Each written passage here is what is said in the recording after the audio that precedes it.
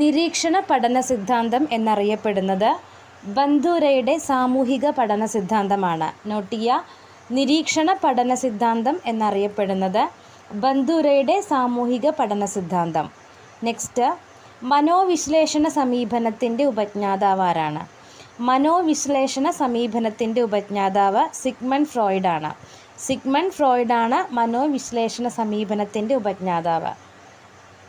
പഠനം പ്രധാനമായും ഒരു സാമൂഹിക പ്രക്രിയയാണ് എന്ന ആശയത്തെ ആധാരമാക്കി രൂപപ്പെട്ട സിദ്ധാന്തമാണ് സാമൂഹിക ജ്ഞാന നിർമ്മിതിവാദം. നോട്ട് ചെയ്യുക, പഠനം പ്രധാനമായും ഒരു സാമൂഹിക പഠന പ്രക്രിയയാണ് എന്ന ആശയത്തെ ആധാരമാക്കി രൂപപ്പെട്ട സിദ്ധാന്തമാണ് സാമൂഹിക ജ്ഞാന നിർമ്മിതിവാദം. നെക്സ്റ്റ്, അനുബന്ധനം കൊണ്ട് വൈകാരിക പഠനങ്ങൾ ഉണ്ടാക്കാമെന്നും പല ദുർഭീതികളും അഭ്യസിക്കുന്നത് അനുബന്ധനം വഴിയാണെന്നും അഭിപ്രായപ്പെട്ട